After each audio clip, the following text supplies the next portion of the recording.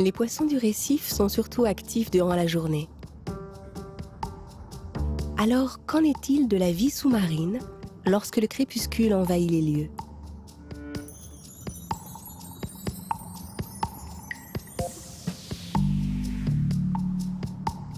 Où vont les poissons que l'on rencontre le jour? Y a-t-il des espèces nocturnes? Existe-t-il un monde de la nuit?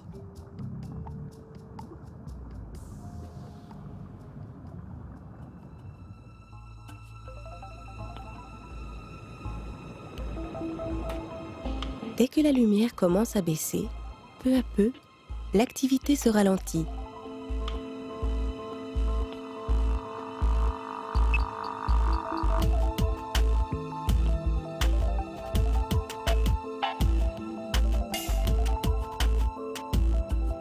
Certains grignotent une dernière bouchée, d'autres cherchent déjà un endroit pour dormir.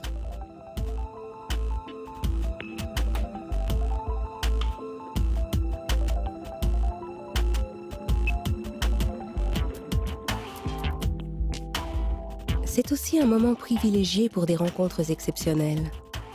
Certains animaux marins, comme les coraux ou les anémones, choisissent ce temps intermédiaire, ces instants de calme relatif, pour libérer leurs œufs.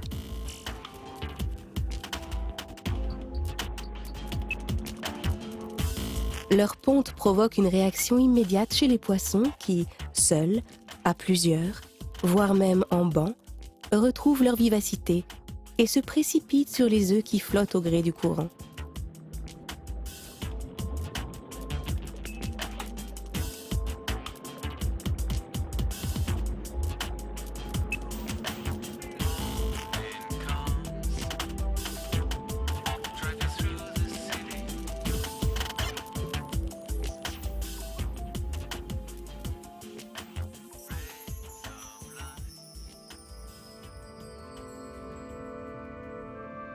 En général, les espèces qui peuplent les récifs bien éclairés s'éparpillent et se dirigent vers des lieux plus sûrs.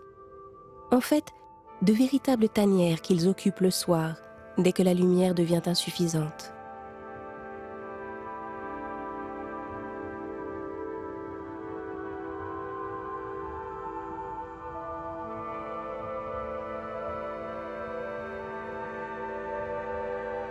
Beaucoup de poissons ont un bon sens de l'orientation pendant la journée, mais se repèrent plus difficilement à la tombée de la nuit.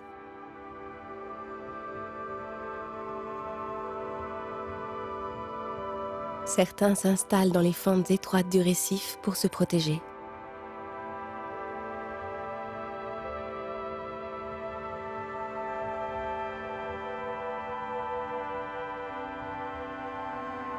En plus de se cacher dans les creux des coraux, les poissons perroquets se hâtent de sécréter un voile protecteur qui bloquera les odeurs susceptibles d'attirer les chasseurs nocturnes.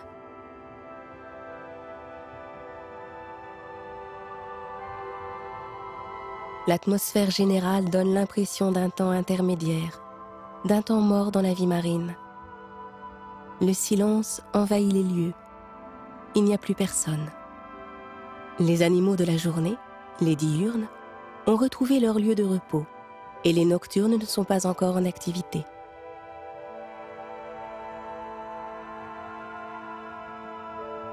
La mer semble vidée de ses habitants.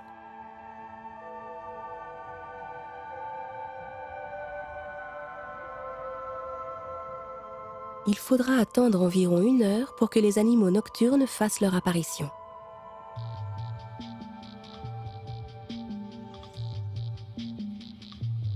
Les oursins sont les premiers noctambules à sortir de l'ombre, à pointer le bout de leurs épines.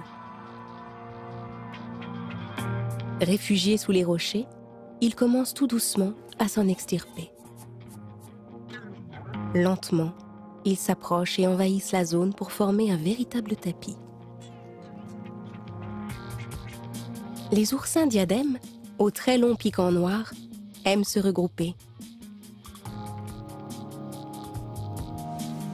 Les oursins sont tous plus beaux les uns que les autres, et leur nom est toujours très imagé.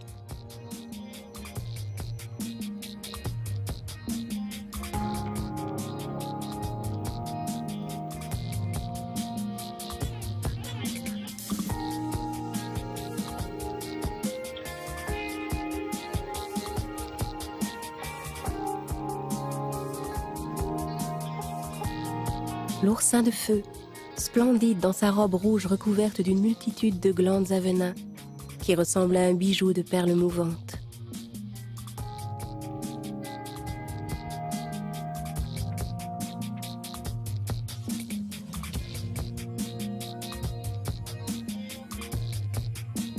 L'oursin crayon, qui tient son nom de ses épines, pareil à des crayons de couleur.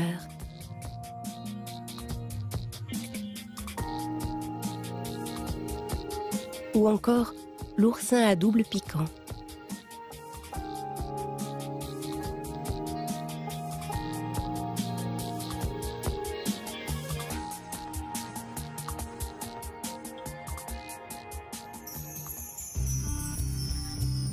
Pendant ce temps, d'autres animaux quittent leur tanière.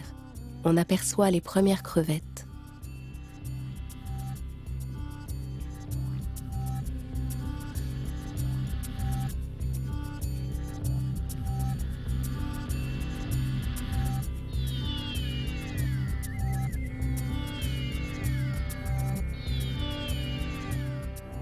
La nuit s'installe. C'est le moment que choisissent les rascasses pour déployer leurs ailes et entrer en activité.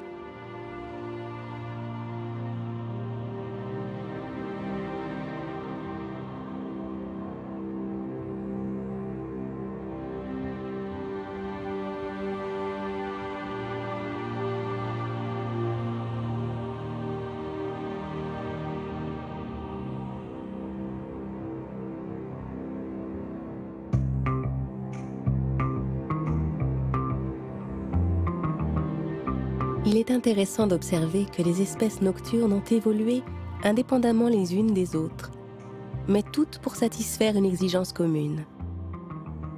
Parmi ces adaptations spécifiques, les plus caractéristiques sont la coloration, souvent rouge, et les grands yeux, deux éléments que l'on retrouve chez les poissons qui vivent dans les grandes profondeurs, là où il n'y a pas de lumière.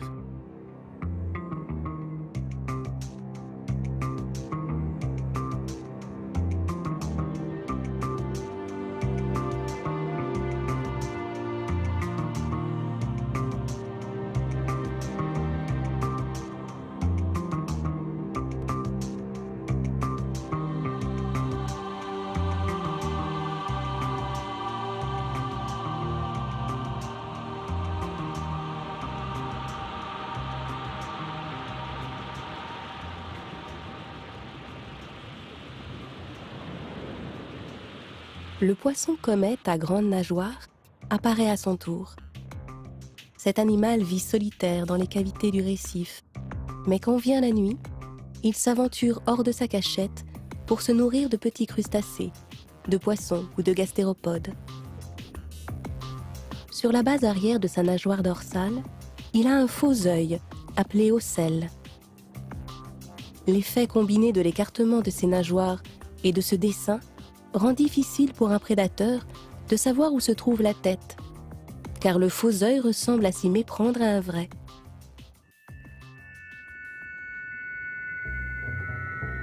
La nuit est dangereuse, car les prédateurs ont des fourmis dans les nageoires.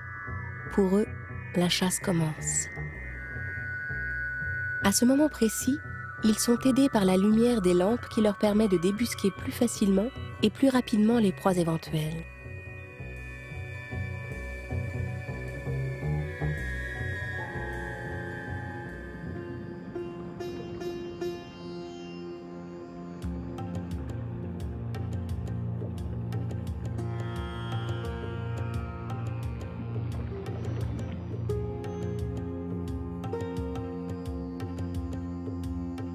Reine des failles et des trous du récif, cette grosse murène ne s'incline pas devant la reine des airs marins, la rascasse volante. Sans se laisser intimider, elle s'avance en pleine eau, sûre de son pouvoir et de sa force, à la recherche de sa nourriture préférée, le poulpe. Chassé par la murène, l'œil aux aguets, le poulpe essaie de se faire oublier, de passer inaperçu. Son camouflage est parfait, car il réplique à l'identique son environnement, et il avance en s'aplatissant le plus possible.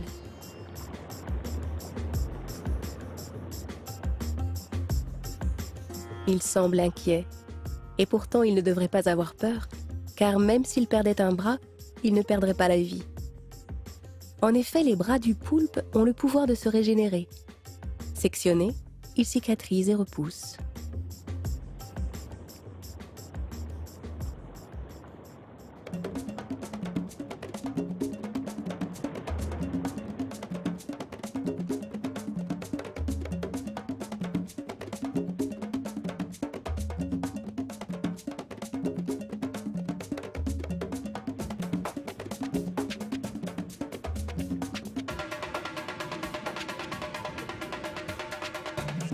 Chassée par les rascasses, cette petite seiche n'hésite pas à projeter un jet d'encre noire qui surprend son prédateur et constitue un écran suffisant pour réussir à fuir.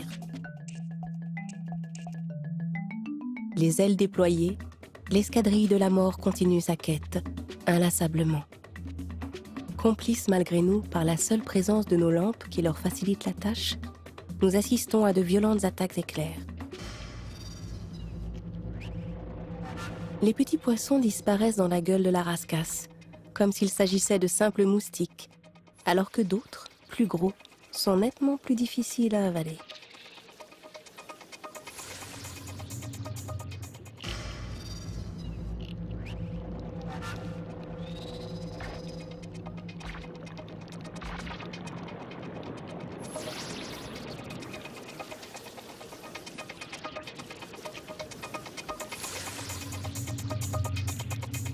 Les mâchoires travaillent avec force.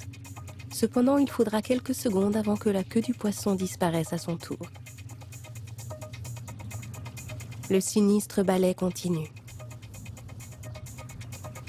Néanmoins, la vue d'un rescapé est synonyme d'espoir. Il est la preuve que tout n'est pas forcément joué d'avance.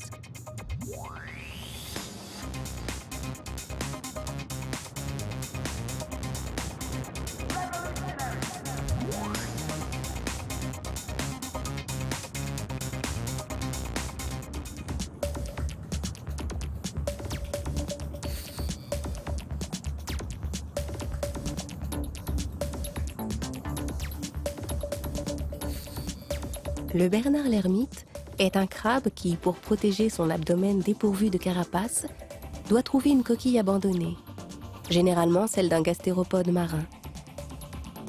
Comme justement son abdomen est mou et courbé, il est très facile pour lui de s'adapter aux spires de presque n'importe quelle coquille.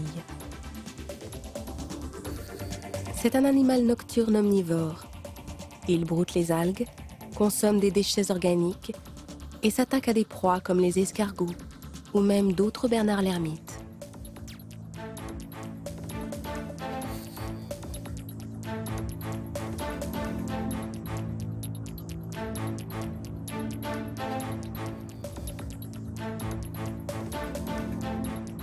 Sa plus grosse pince sert à bloquer l'entrée de sa demeure devant une menace.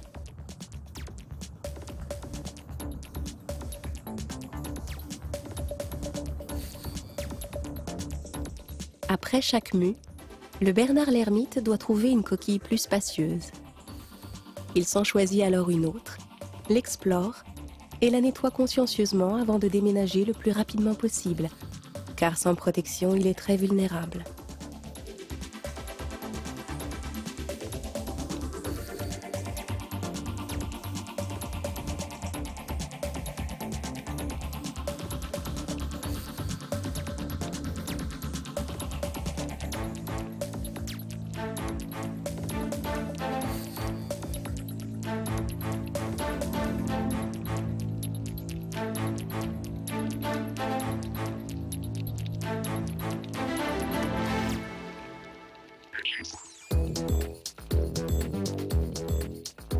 Les langoustes aussi quittent leurs abris la nuit pour aller chercher leur nourriture. Leur nom vient du latin locusta, qui veut dire sauterelle, d'où leur appellation de sauterelle des mers, utilisée au XVIe siècle. Les antennes sont ses principaux organes sensoriels. Elles sont fragiles, mais peuvent repousser lorsqu'elles se cassent.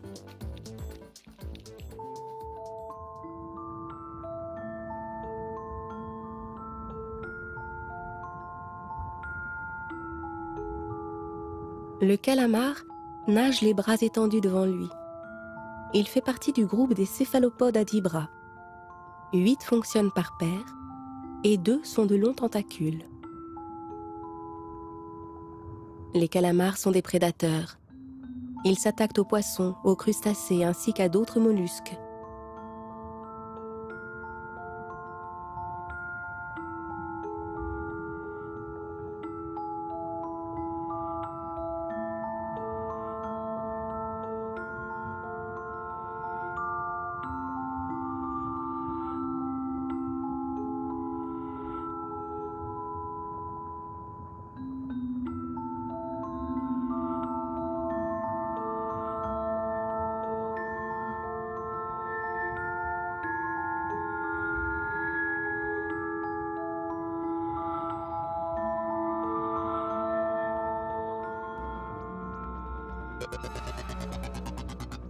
Les poissons rasoirs offrent un spectacle déroutant.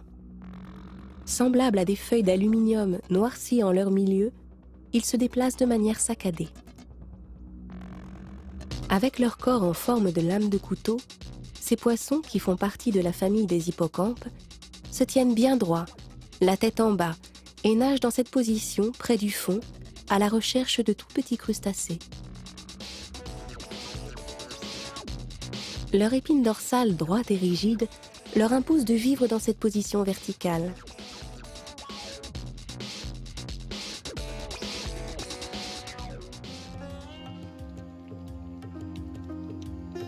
Les ouphiures vivent cachés le jour et chassent la nuit. Ces animaux ont 2 caractéristiques. Ils craignent la lumière et sont très mobiles. Dès qu'ils sont à découvert, ils rampent à toute vitesse vers un abri. Ils se nourrissent principalement de particules organiques en suspension dans l'eau. Il y a ceux aux bras lisses et clairs et ceux avec des piquants pourpres ou noirs. Ces bras à piquants leur permettent de filtrer l'eau de mer afin de capturer des particules nutritives.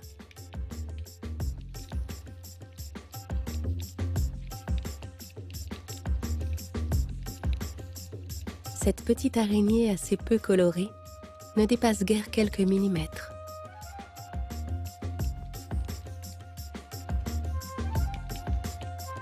On la trouve souvent sur les branches des coraux de feu, installées là pour mieux capturer le plancton.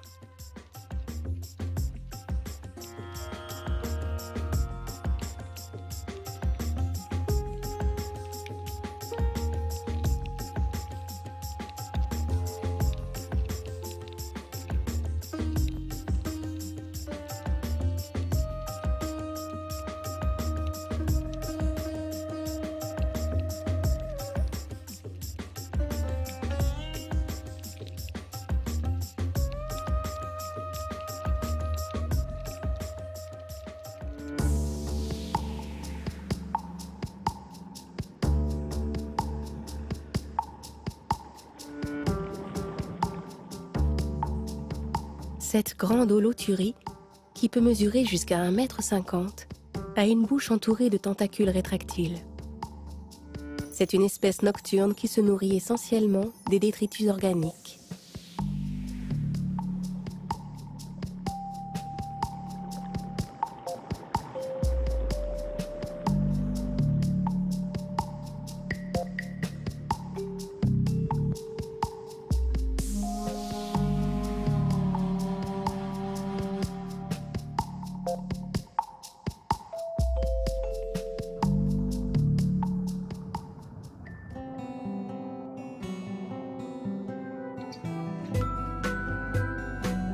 Ne s'ouvrant généralement que dans l'obscurité et perpendiculairement au courant, les gorgonocéphales montrent un centre plat en forme de disque étoilé, d'où partent 10 bras mobiles qui se ramifient pour former un élégant filet circulaire de dentelle animale.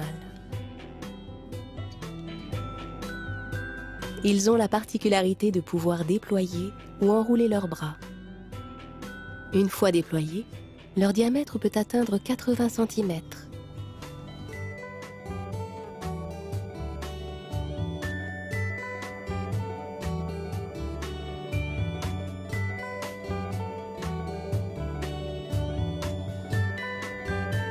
Quand les bras s'enroulent, il se forme alors des boucles et cette structure prend l'aspect d'une chevelure vivante. Curieusement, les gorgonocéphales dépourvus d'yeux sont très sensibles à la lumière et se recroquevillent rapidement sur eux-mêmes.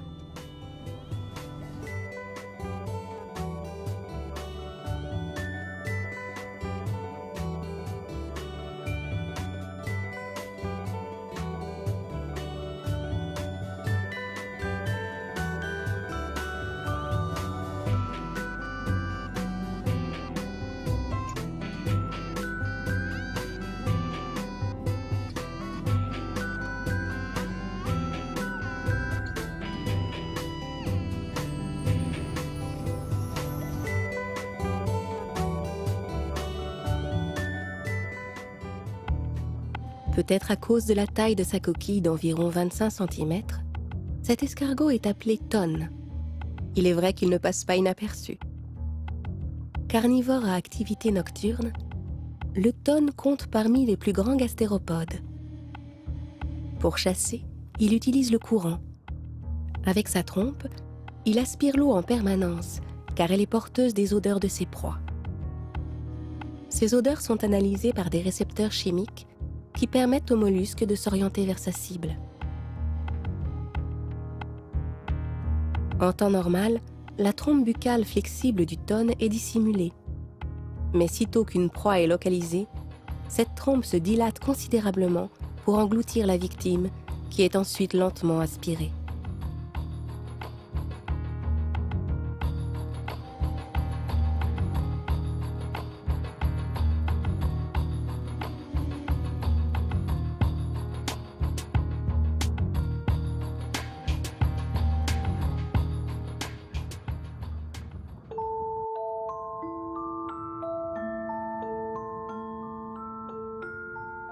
Dès les premières lueurs du jour, l'activité des poissons nocturnes se réduit. Les oursins sont sur le chemin du retour. Ils désertent les zones dégagées et regagnent l'intérieur du récif.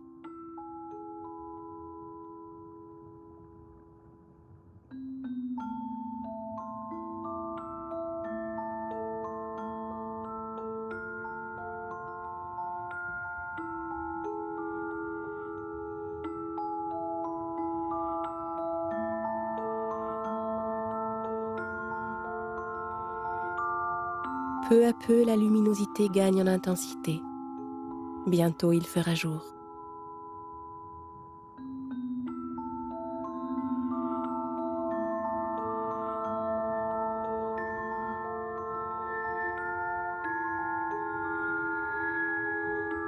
Les poissons diurnes se réveillent doucement.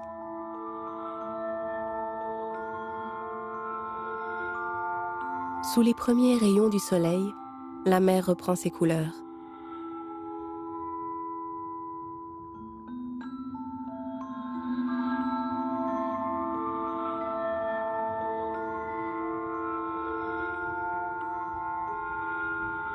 Tout continue et en même temps tout recommence.